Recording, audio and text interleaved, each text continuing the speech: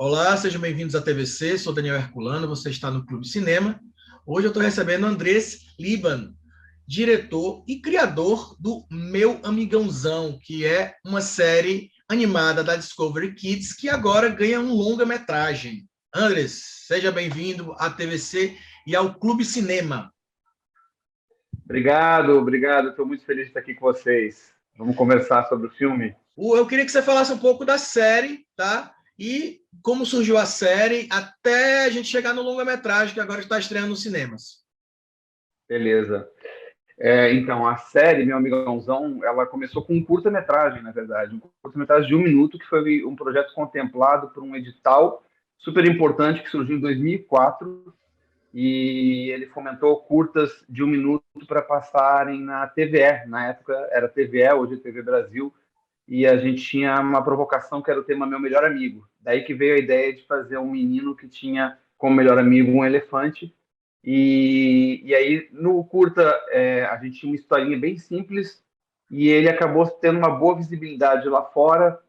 E a gente, com isso, conseguiu fechar uma parceria com uma produtora canadense para desenvolver uma série baseada no curta. E aí vem um desenvolvimento de mais personagens, quantas histórias a gente pode contar com esse mesmo. Quando você faz uma série, você precisa ter um conceito que renda episódios. Senão você faz, sei lá, 5, 6, 10 episódios e aí começa a faltar ideia. E a gente fez 104 episódios de 11 minutos. São 2 temporadas completas, né? 52 episódios cada uma. E fez espetáculo para teatro, fez ações em shopping. Então a gente já acabou fazendo uma jornada bem grande com essa marca, porque os personagens foram super bem acolhidos pelo público, que a princípio a série foi dirigida para um público de 4 a 6, e desde então a gente estava com essa ideia de fazer um longa, mas um longa que conseguisse levar para crianças de outras idades também, né? Que a gente pudesse ampliar a faixa etária. E aí a gente vem trabalhando desde então. A série foi lançada, o curta é de 2006, a série foi lançada em 2010, a segunda temporada em 2014, e agora em 2022 é que está saindo o longa-metragem. Mas é porque demora muito tempo de maturação, tem um monte de trâmites, você tem que ter a captação, é um valor mais elevado, você precisa trabalhar com uma equipe grande, então a gente tipo, ter a equipe disponível para produzir exclusivamente o longa-metragem. E a gente acabou tendo essa condição exatamente no meio da pandemia. Quando começou a pandemia, a gente diz, agora nós vamos começar a fazer o longa. Ele foi praticamente 100% feito remotamente. Cada animador da sua casa, artista que faz cenário, tudo, todo mundo de casa. E assim que o filme nasceu. Essa mais ou menos é a jornada. Mas Então, tudo em função da resposta boa que a gente teve do público, assim, né? Senão a gente não teria chegado tão longe, né? A gente, obviamente, está tentando dar novas histórias para os personagens para que atinja esse público que gosta, né, dessas histórias. você falou que a série normalmente era de 4 a 6 e o longa-metragem, você recomenda a partir de que idade, obviamente, atinge os pais também, né? Então, o longa a gente quer, obviamente, como a gente sabe que em casa a criança pode ver sozinha, mas no cinema ela não vai sozinha ao cinema. Então a gente quer que seja para o público mais amplo possível, né? A gente fez uma história que vai divertir, vai e provavelmente emocionar adultos também, jovens também. Tem muitos jovens que eram fãs da série. Se a gente já tem 12 anos de veiculação da série, você já tem gente que já está jovem adulto agora, né? Então a gente tem essa galera nostálgica que quer rever, quer ter contato com aquela sensação de quando via pequeno.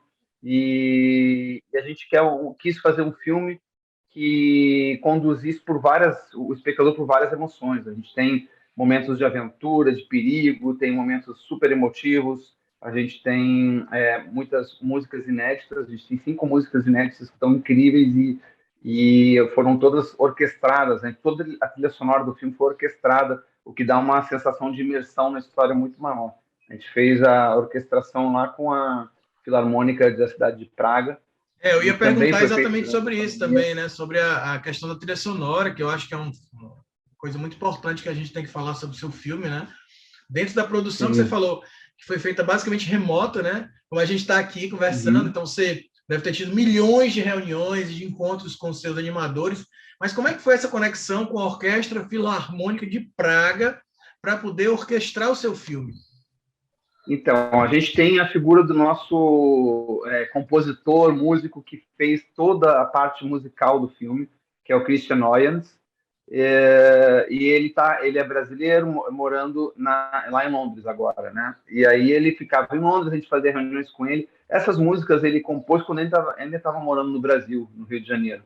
Então, a gente já tem essas músicas compostas com voz e violão já há uns 10 anos. Elas estavam numa gaveta lá, esperando o momento da gente produzir o filme. Quando chegou esse momento, a gente começou a transformar essas composições em partituras, para poder ser orquestrada, né? Você tem que dividir o que vai para os metais, o que vai para as cordas, o que vai para a percussão, e você tem uma partitura para a orquestra, né? E aí isso a gente foi tinha duas opções, ou era São Petersburgo ou era Praga, porque são dentre as que oferecem esse trabalho de gravar. Você precisa de uma sala especial para captar esse som, já tem uma estrutura para isso. Então, a gente acabou ficando com a Praga porque São Petersburgo ainda não estava retomando o presencial, né? Então, a gente acabou fazendo lá em Praga, mas tudo à distância. O próprio diretor musical não foi até lá, ele estava de Londres.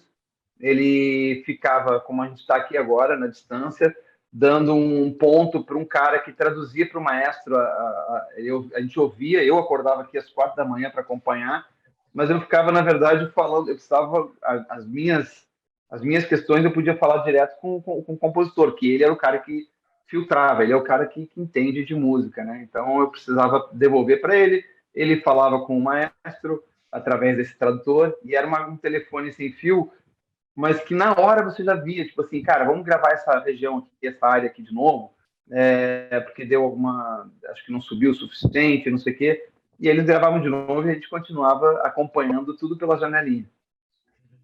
É muito louco isso, sinceramente. Quem imaginava que, sei lá, 10, 15 anos atrás você ia fazer um filme praticamente de casa, né? E todo mundo fazendo a sua Cara, é parte. uma doideira. E a gente gravou um making off, depois a gente quer ver se edita um material dessa parte toda da orquestração que ficou linda. Realmente, cara, você tem uma diferença muito grande entre você trabalhar com uma sonorização sintetizada e uma orquestrada, porque tudo vem, na hora que você está vendo o filme, o som te invade, a música te emociona muito mais.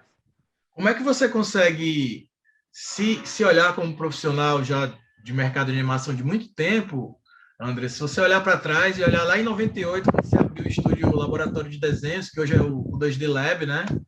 E olhando para hoje, né? Você passou por muitos Animas Mundis, digamos assim, muitos festivais Anima Mundi, né? Já foi finalista, já ganhou júri popular, enfim. Como é que você consegue olhar para trás, lá em 98, quando o Brasil tomou aquele vareio da França, até hoje, quando é que você olha assim, pô, olha aqui, eu estou com um longa em 80 salas, né? Vai estrear em 80 salas o meu amigãozão. Então, assim, como é que você consegue falar isso dessa sua trajetória na animação, né?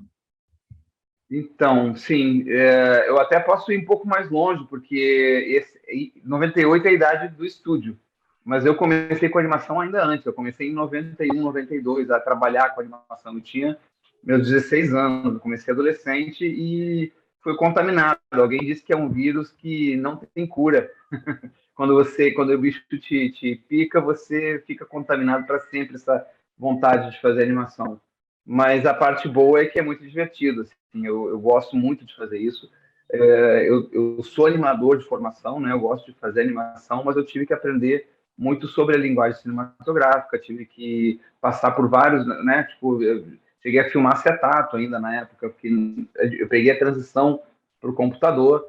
E hoje, uma das coisas que eu tive que aprender a fazer é me distanciar da animação um pouco para poder ver o filme como uma obra mais completa. Assim. Eu preciso olhar para se a música está de acordo com a intenção, se a atuação dos personagens, tanto na voz como na animação, está funcionando. Então, eu acho que é como uma orquestra, você acaba tendo o papel de um regente, né? Você acaba assumindo mais não como um músico, você tem que conhecer né, o papel de cada músico, mas ao mesmo tempo a tua função é meio que organizar os esforços, e a gente é uma obra coletiva, né? A gente tem colaborações de todas as pessoas que trabalham no filme. cada um que coloca um pouquinho de si ali acaba transformando o DNA do conjunto todo, né? A minha função é garantir que essa química fique coesa, né? Que ela fique consistente e que a história fique clara, que a história te conduza, porque é muito difícil. Eu acho que é mais difícil você emocionar e provocar emoções com animação do que com personagens de carne e osso, né, na tela, porque você tem uma curva maior para criar empatia. Você sabe que aquilo é um desenho, que não é uma pessoa, então você precisa cruzar essa barreira e ir até o personagem dizer: eu me identifico com esse cara. Então você precisa ser muito convincente em vários outros aspectos para poder criar esse vínculo com a plateia, né, com a audiência. E eu acho essa parte toda, quando você me pergunta aqui, como é que eu sinto essa evolução, eu acho que o mais legal é você ter essa coisa de alguma maneira, criar universos que não existiam e esses universos poderem ser tão transformadores, né? Para quando você tem a exibição do filme ou mesmo da série. A série viajou para mais de 100 países, então ela impacta crianças de diversas culturas, né? O filme a gente espera que faça uma carreira assim também. Então, a parte mais legal é você criar do nada personagens baseados em histórias pessoais suas ou histórias que você conhece e colocar uma verdade naquilo de tal forma que ela impacta e transforma essas pessoas. Eu acho que, para mim, essa jornada toda é como se eu estivesse aprendendo a fazer isso em cada uma das etapas. E você falou dessa questão de quando chegar ao cinema e tudo, eu queria fazer duas perguntas exatamente sobre isso. Primeiro, se você teve alguma inspiração para fazer o personagem, né, o elefante, que vira o melhor amigo, obviamente puxando da sua memória afetiva, de outros desenhos, de outros personagens, enfim. E a outra pergunta é que, olha como é grande esse momento, André. Você vai no cinema nesse final de semana com seu filho e a primeira opção que você tem é a sua, né? Se você olhar os filmes em cartaz, você vai ter 80 salas, né? Isso é muito grande, isso é muito bonito, é muito legal ter um filme nacional de animação como essa opção, né? De final de semana para os pais, para as famílias, enfim. Eu queria até um pouco a comentar gente está isso. muito orgulhoso disso. Eu quero realmente que as pessoas entrem com a cabeça leve, porque elas vão sair com o coração cheio. Assim, né? A verdade é que a gente queria um filme que, antes de tudo, desenvolvesse ou balançasse emocionalmente tanto as crianças quanto os adultos. Então, ele é um filme que tem bastante coração, de uma equipe inteira que eu acho que se dedicou com muito carinho, e poder ter ele, ofertar ele para esse público nos dá muito orgulho, assim, né? Então, a gente está no meio de muitos filmes que tem um orçamento muito maior que o nosso, com uma estratégia de marketing muito maior que a nossa.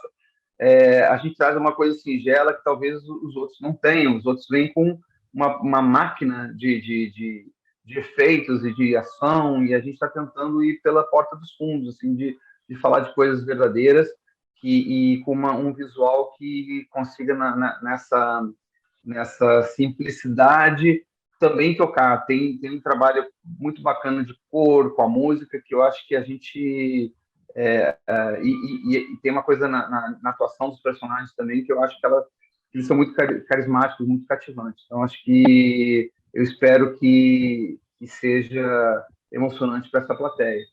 Você estava falando de inspiração, né? André, segura aí a inspiração. Vamos falar na volta do intervalo. O papo tá massa. Eu acho que dá para a gente conversar mais sobre o teu filme, sobre a tua história, sobre animação, né? Inspiração. Segura aí que na volta do intervalo você está na TVC, esse é o Clube Cinema.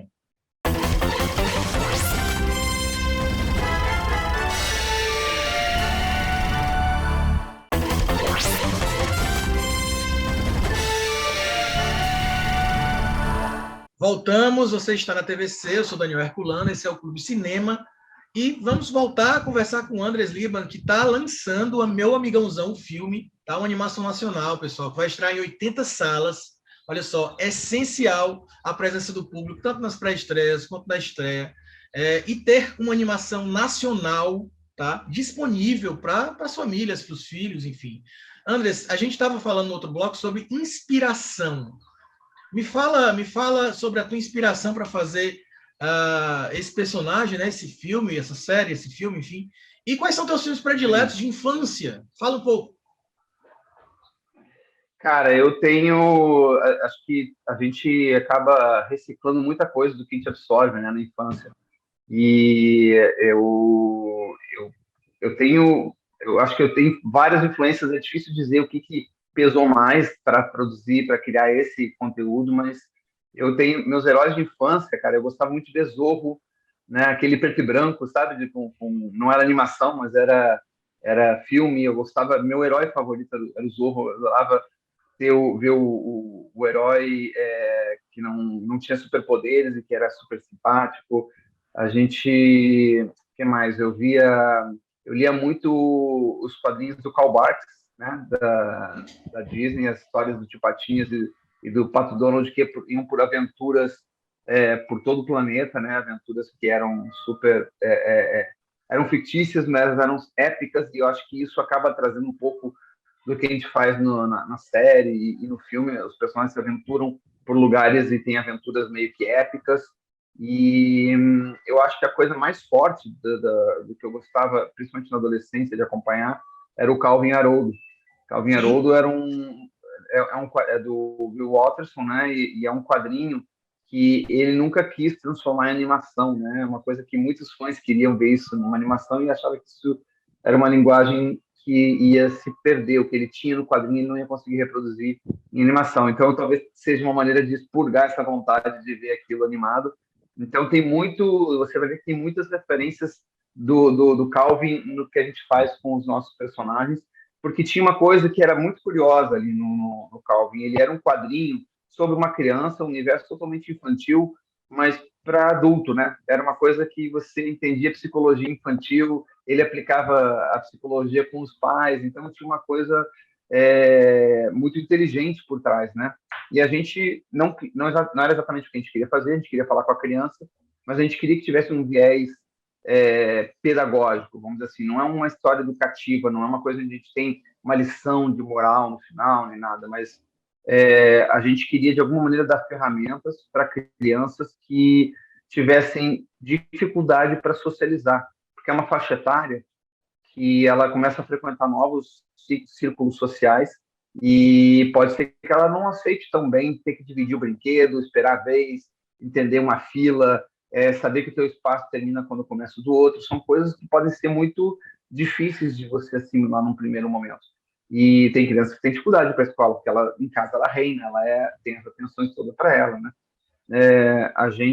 Eu acho que uma das preocupações foi por que essas crianças têm amigãozões, né?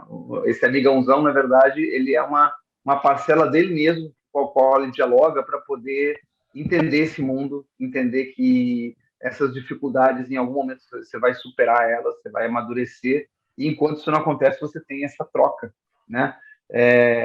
E, de certa forma, isso é muito do Calvin também, né? A troca dele com o Haroldo, com o Hobbes, é muito assim, é ele com ele mesmo, né? Na verdade, porque a gente entende que quando aparecem os pais na cena, o Haroldo vira um tigre de brinquedo, né? De pelúcia. Não é o que acontece com a nossa série, porque a gente quer dizer que eles são verdadeiros, mas ao mesmo tempo tem essa mesma referência de que, de certa forma, é uma voz da criança que está se manifestando, né? Para poder lidar com esse mundo, né? Então, todas as histórias do Amigãozão na série e no filme são uma maneira de mostrar, de dar ferramentas para a criança. E isso tem uma boa parte disso é baseado na minha experiência pessoal, né? Tipo, eu tive muita dificuldade de socializar e tinha dificuldade na escola, tinha dificuldade na infância e enfrentei coisas que cada um dos personagens tem. Cada um tem um pouquinho disso de uma forma diferente e eu acho que eu fui emprestando um pouco dessa minha memória afetiva ou memória emocional. Olha, você falou aí do Calvin Haroldo, né? Das tirinhas, dos desenhos. É engraçado que eu tenho uma filha de 2 anos e 6 meses, Nadine. 2 anos e 6 meses. Olha, ela adora o livro da Mafalda. A gente tem um livrão Aham, da aham, Mafalda aqui e ela sim. Quando lê, uma fala é lê a uma Mafalda. fofa. É. A E Mafalda ela é uma fofa. adora que a gente lê as histórias da Mafalda para ela. A gente sabe que são histórias que tem muitas mensagens para a gente, né? Claro, enfim. Não, e tem um conteúdo muito político, um posicionamento político em relação ao mundo, né? Uma visão muito de esquerda, uma visão Isso. muito de igualdade social, de justiça. Então, acho uma leitura ótima para ela. Você falou há pouco tempo, André, sobre que quando você fez o curta que deu origem à série, depois ao filme, ele foi contemplado no edital, né? Então, muitos Sim, diretores, diretoras, cineastas, produtores que passam por aqui, a gente conversa muito sobre isso, da importância da gente ter editais, da gente ter um incentivo à cultura nesse sentido, porque a gente sabe que a cadeia produtiva é muito importante. A gente não está falando, quando a gente diz que o governo tem que dar e fornecer editais para o cinema, por exemplo, o audiovisual em si, a série, uhum, a gente não está pedindo que ninguém sustente ninguém, a gente está pedindo que vamos manter uma cadeia funcionando, são muitos empregos, né? São diretores, roteiristas, certamente, diretores, certamente. bilheteiros, Não, enfim. e a gente, Eu queria que você e a falasse um pouco gente, sobre essa importância, né, dos editais que a gente não, infelizmente, não claro, tem mais no Brasil.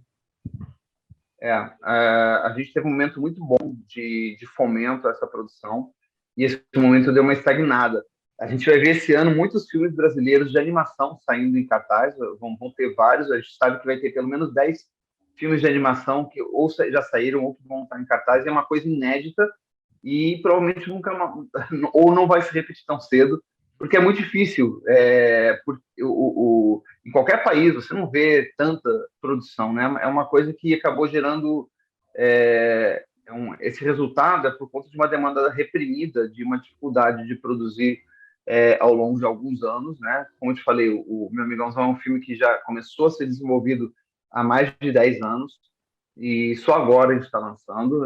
O que foi bom para amadurecer todo o processo, mas ainda assim é muito tempo. E acho que isso aconteceu em diferentes escalas com vários outros projetos. Quer dizer, a gente está vendo um reflexo de uma posição de fomento de uma outra época. E não é uma realidade de hoje. Quer dizer, ano que vem ou daqui a 2 anos, talvez tenha uma seca, fique muito árida, porque agora, nesse momento, não está sendo possível captar ou levantar recursos para projetos desse tipo. E é muito importante dizer assim que, repara na pandemia como foi importante a gente ter a cultura para nos dar um pouco de alento, né? Porque a gente ficou precisando ter contato humano, ter contato com criação e num momento para não ficar maluco, né? No momento que a gente estava confinado.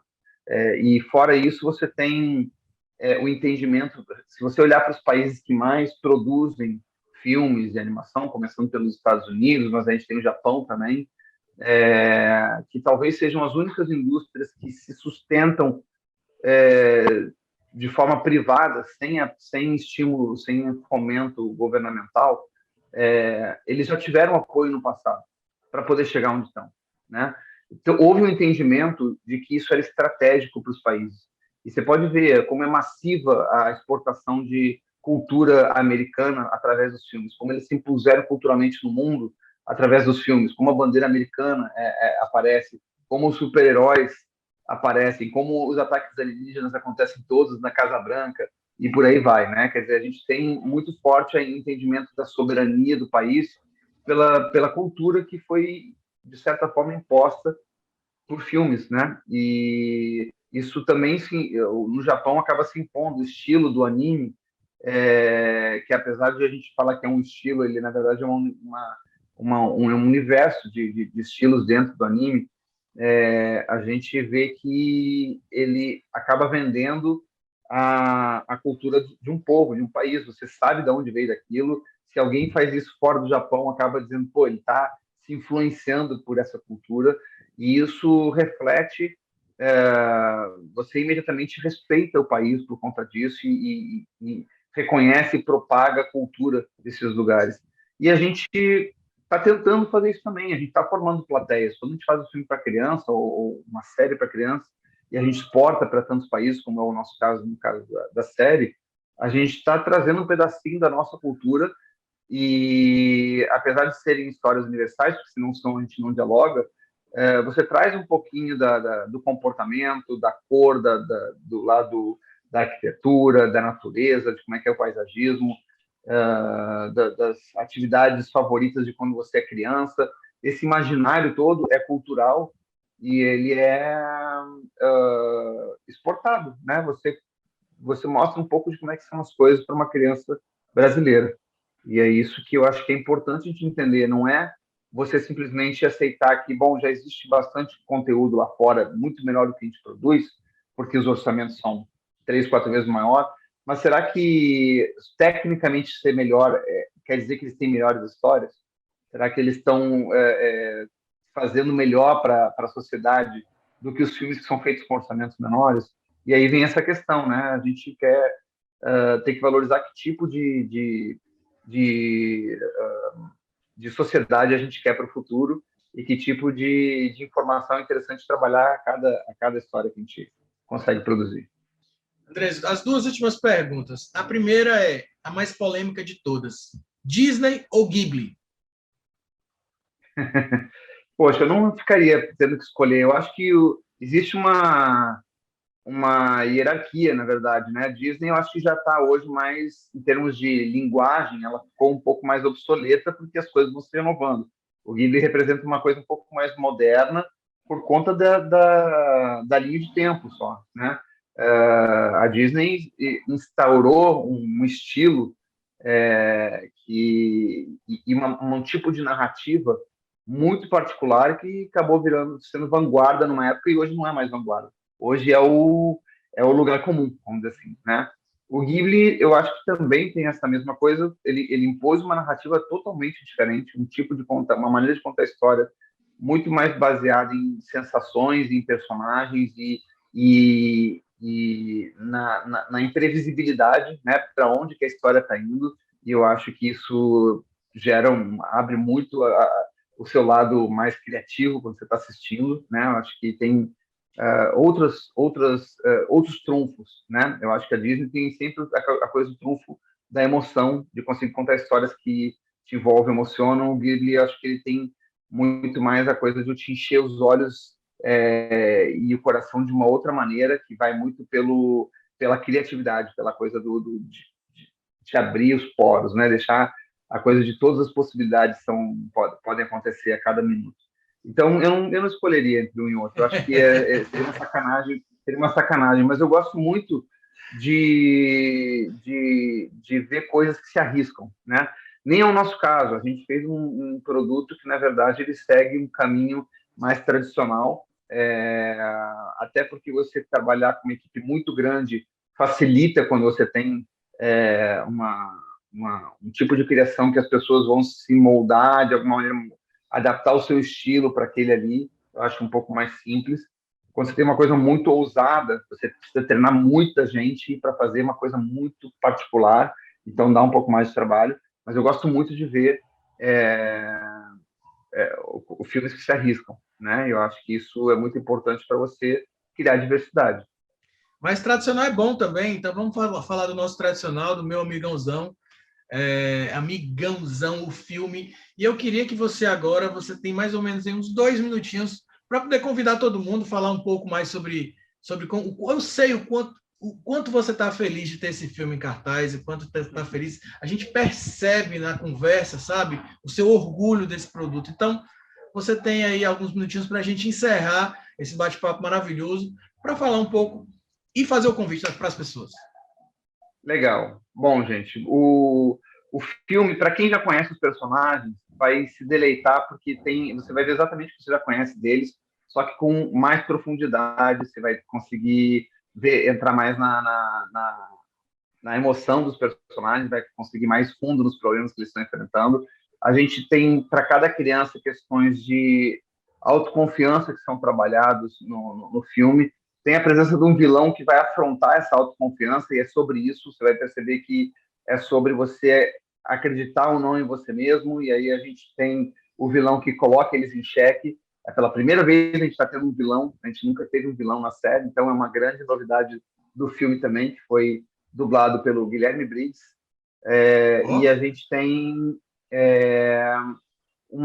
tem várias camadas de questões que são típicas de trabalhar para esse público, como, por exemplo, a insegurança de justamente ir para ruas e sair de casa, né? Ou conhecer novas pessoas, saber lidar com novas pessoas, se arriscar a conhecer novas pessoas, ou aquela coisa de você não se sentir sufocado pelas pessoas te dizendo o que você deve ou não deve fazer, entender que isso também é uma forma de amar, de dar proteção. E, fora isso, você tem toda assim, eu não vou falar muito aqui para não dar muitos spoilers, mas a gente se preocupou com vários aspectos de vivências que a criança tem e que estão no subtexto, porque a grande coisa que a gente quer fazer na camada principal é que você se divirta, né? Que você tem personagens que são carismáticos. As crianças que estão assistindo, a gente já teve algumas pré-estreias, a gente vê que as crianças ficam grudadas na tela do início ao fim, né? Que é uma coisa difícil de você reter a atenção de uma criança por tanto tempo. A gente tem um filme de 1h15 e a gente está vendo que a criançada está amarradona assim, do início ao fim, isso é muito legal. A gente vê que os pais saem com lágrimas nos olhos, eles saem emocionados, quer dizer, eles às vezes abraçam a criança quando se emocionam, então eu sinto que eles saem também com uma sensação de que foi uma hora muito legal que eles têm com o filho. Então eu convido vocês a passar por essa experiência e ir com o seu filho, com o seu sobrinho, com o seu filhado, com o seu neto, e ter a experiência de ver ele, dar esse presente para ele, ver ele viver isso, e você tocar aquela criança que tem dentro de você também. Você ficar coleguinha da sua criança ali do seu lado e brincar de assistir esse filme. Andrés, muito obrigado, tá? Foi um prazer conversar com você. Espero de coração que o filme tenha uma excelente carreira nos cinemas. E é isso. A gente vai ver agora o trailer do meu amigãozão, o filme. Você esteve no Clube Cinema na TVC. Tchau. Tchau, obrigado.